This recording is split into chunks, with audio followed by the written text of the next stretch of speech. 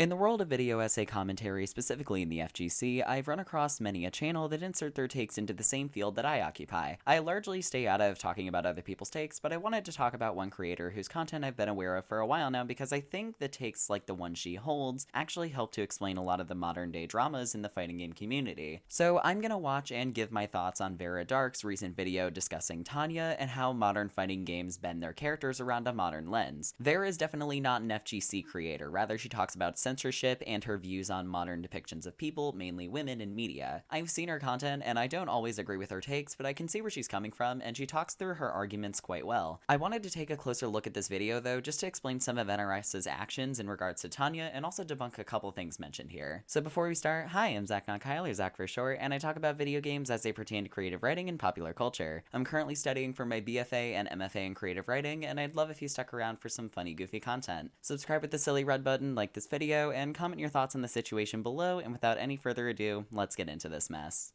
There's been a ton of hype surrounding Mortal Kombat 1, and people were really hopeful NetherRealm would take some of the criticisms from 11 and go into this title trying to hone in on what people really love with the franchise, but it seems like they're continuing the trend of masculinizing and ultimately making female characters look less attractive because the internet has been set ablaze debating over Tanya's new look. Okay, first thing to bring up here, the main criticism of Mortal Kombat 11's characters was actually in regards to their outfits rather than the masculinization of their characters. This is only really an argument that I've seen happening surrounding Tanya currently. The big issue with Mortal Kombat 11, for those of you who don't know, is that many of the male characters were hypersexualized in that game, while a lot of the female characters were toned down from their previous variants. For my input on that, the one with Shao Kahn specifically always weirded me out because the man literally got punched through the heart by Liu Kang and still had his entire chest on display. That's just stupid character design. Also, the one in regards to Baraka where he literally has a loincloth, yeah, that was weird as fuck. But also, things like Mortal Kombat 9's Melina literally having a skin that's straight up bandages is just kinda weird, especially for a game where you're constantly fighting people to the death. There was weirdness on both ends in different games, and Mortal Kombat 11 went in the wrong direction for sure. But Mortal Kombat 1 seems to be doing the opposite thing of Street Fighter 6, where Street Fighter 6 is down for fan service of all of its characters regardless of gender, and Mortal Kombat 1 is leaning less into fan service for both ends of the spectrum.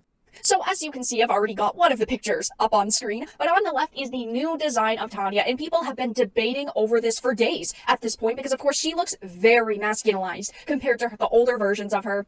That you can see right here. I mean, she used to look very, very sexy, very feminine, and they changed basically everything about her. Now, I'm all for, new designs for characters, whether it is, their bodies or their costumes, the haircuts, it doesn't really matter, right? Ultimately, every single character is going to face alterations going into a new version of them, but they made her look so drastically different, it's almost insane. Okay, there's a lot to unpack here. So first things first, Tanya's initial designs that Vara was flashing on screen actually date as far back as almost 8 years ago now, and that's the most recent iteration. The furthest back that she showed, I believe, was from the early 2000s. Also, something to note here about Tanya's build is that her proportions are nearly impossible. Mortal Kombat has had a problem with this, especially in the mid to late 2000s with its body proportions on specifically its female characters. See also Katana in Mortal Kombat vs. DC Universe and Sonya in the same game, but Tanya definitely has a build that is pretty unrealistic.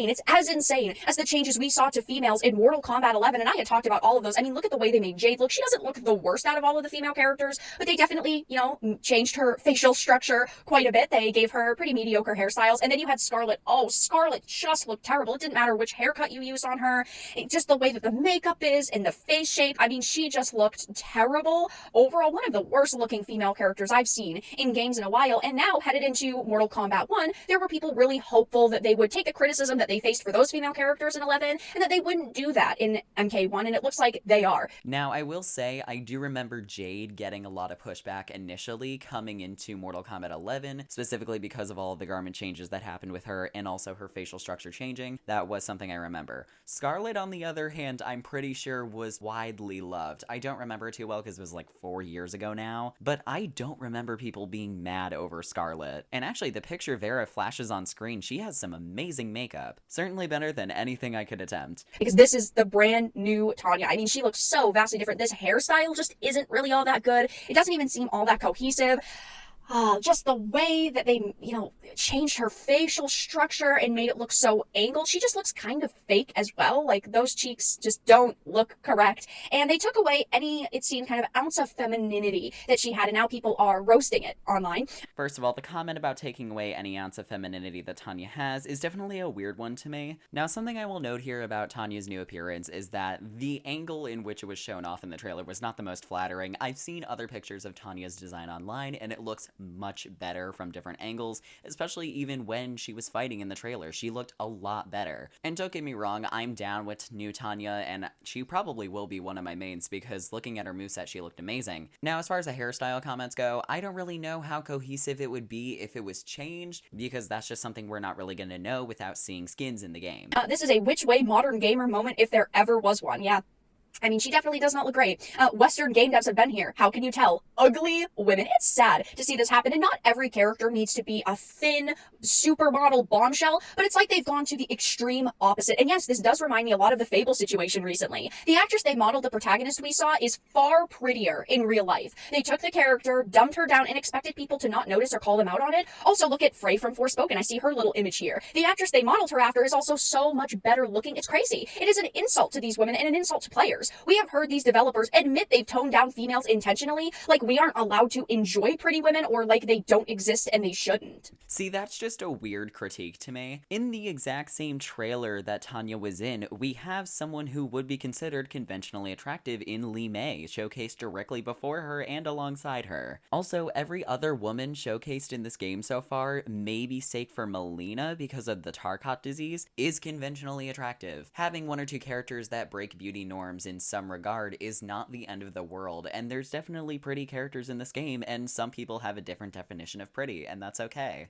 A lot of players and Mortal Kombat fans will come out and say, oh, it doesn't matter what the character looks like, it only matters how she plays and that the mechanics of the character are solid, but they just don't understand what's going on here, or they're turning a blind eye to it because they're mega fans. If it didn't matter, then why change them so drastically? Their original designs were put into the game for a reason. Games are more than just the way they play, but their aesthetics, artwork, music, those are all so important too. If mechanics were the only things that mattered, then just use stick figures. Just make them all different colored sticks. The point is that the way they look does matter, and they are literally desexualizing these characters. I can see where she's going with this for sure. And I also agree that game aesthetics do ultimately matter. It's literally why games like Multiverses just aren't the greatest. It's because the aesthetics aren't quite there. And Mortal Kombat 1 certainly has a certain aesthetic to it. There's a certain ancience to it. There's some sort of regality. Whereas games like Street Fighter are a little bit more raunchy in their presentations. They are a little bit more grounded and down to earth. Mortal Kombat 1 is not the same. And Street Fighter is a game that gives a lot more fan service in both ends of the spectrum. Mortal Kombat 1 has recently been reducing it on both ends, which makes me a little bit happy only because of the fact that MK11 and MK9 both got it wrong by going too far to either end. Another small point I want to bring up here is that Tanya's changes over time were actually reflective of the fact that a lot of the characters in early iterations of Mortal Kombat did look too similar to each other. Think back to the 9 different palette swap ninjas that we have. We also have Kitana and Melina, which were originally literally clones of each other, to the point where it was a whole plot point in the last trilogy. Now the characters are drastically different and differentiated between each other, and even in MKX, a lot of people still called on similarities between Tanya and Melina, even though they are two different characters and played entirely differently. They are erasing femininity from the game because clearly this character has been given a lot of masculine traits, and that's by design because their aim is to remove what they believe is the over-sexualization of women in games, which is complete and utter bullshit. Two things here. One, skins exist in Mortal Kombat. Last game we got like almost 70 per character in some instances, so that's not really going to be an issue, especially if we get Mortal Kombat 9 skins for women and MK11 skins for men. And the second thing is that, once again, a lot of feminine characters do exist on this game's roster, and there's plenty more to come. SageD Gamer said, NetherRealm really wants me to believe that this is Tanya. Boy, Mortal Kombat has completely fallen off. She looks like a dude I used to go to football practice with. She really just looks terrible, in my opinion. And there are so many people saying this too. To be honest, Mortal Kombat fell off after MK3. People saying things like, yeah, this just really isn't good. You're kind of right. And there are people, defending the way that she looks. And if you like her new design, that's great. That's fine. If you think that she looks awesome, that's cool. But I'm also allowed to not like the way she looks, and other people are not allowed to like the way that she looks. By the way, I should explain that is completely valid, that some people just have differing opinions on it. I personally really like Tanya's new design, and someone like Vara may not like Tanya's design, and that is okay. So please, do not do what she has been tweeting about recently, where a lot of people are calling her racist for criticizing a character, or even coming after her own appearance and saying how she looks bad. Like, don't do that. That's not constructive, that gets nothing done, and just promotes a ton of negativity for no reason. There's also this tweet thread saying, don't let Twitter gaslight you into thinking that you're racist for not liking Tanya's new design. And this is something we have seen time and time again. This is the 2023 angle, because, if you dislike her, you are a racist. This happens with every form of entertainment now, because they can't actually accept the fact that people are always going to have different tastes and like and dislike vastly different things. This is absolutely an angle that exists, unfortunately. I don't like when people will just label people racist because they have genuine concerns over how a character looks or is written because they happen to be a person of color. All of that argument completely goes out the window. The same is true when characters are LGBTQ+. I remember people saying that because some people didn't like Kung Jin's writing in Mortal Kombat X that they were just homophobic, when that's just not true. NRS just wrote a bad character. And it does really upset me that people will just disregard criticism as racism when those two things are just not the same. And like I mentioned, back with MK11, they intentionally toned down the visual nature of the female fighters, and this is why I'm not going to give NetherRealm a chance. I'm going to call them out when I see problems like this, because they haven't cared about what their fans have wanted in the past. Now, this isn't necessarily true. Mortal Kombat literally had an entire DLC pack that was based around the fans' demands, mostly because of the fact that Mortal Kombat fans were so fucking toxic that they managed to bully a AAA studio dev team into putting 2 characters into the game over 2 of the characters that they originally planned for and had files for. Mortal Kombat fans are insanely powerful. But even then, Mortal Kombat was toning this down because of backlash and bad optics. The problem is they forgot to do it both ways. This is the time where I think they're going to get it right and tone it down on both sides. If you want games with more fan service, then I would redirect you to other fighting games, or just use skins in Mortal Kombat. Mortal Kombat 11 literally has Jade skins that have massive dumpies. You can find them everywhere. Baraka literally has loincloths in Mortal Kombat 11 as a skin. The fan service is out there, it's just not always on full display. I mean, literally look at the angle of Cammy in her victory pose in Street Fighter 6 with an alt skin and then tell me that fan service is dead. It is absolutely still a thing. MK11's team just went too far in the wrong direction, and now I think they're starting to course correct. It's a certain fighting game series don't have the best reputation when it comes to how certain things look, especially when it comes to the female fighters. I'm sorry, when I'm playing a fighting game, I want to see attractive females. That shouldn't be a bad thing. It's definitely not, and there are several different characters for several different people's definition of beauty. That's okay. Having one character that does deviate from that is not a problem, and skins exist if you want to see less of their clothes. The art director for MK11, Steve Barron, talked with Polygon about this and noted that when it comes to fighting games, you're going to be wearing a lot of clothing. I think it is rich that they go on about realism, and they say that, our design is just getting more mature and respectful. You're not going to wear a bikini to a fight. You're not going to be showing so much skin. Characters wouldn't be wearing such scantily clad items, but we are talking about a game and a series where you fatality people. You crush their skulls with your feet and your hands. You kick them into another dimension. You tear them apart. That isn't realistic either. Okay? You can't say you want more realism for one aspect, but then also say it's okay to not have realism with other aspects. Now, while this is absolutely true, and I can see how those two things would be paralleled, I think the big issue that they didn't quite grasp is that they were just trying to tone down their characters in order to make things more stylistically feasible. Like, Mortal Kombat as a concept has always been absurd, but now I think they're starting to make it a more respectable piece of media, which is a bit weird coming from the game that literally got taken to court over ESRB ratings. But I think them toning down their designs was just more of a respect of their characters more than anything. They just forgot to do it for the other half of their roster, which was really unfortunate.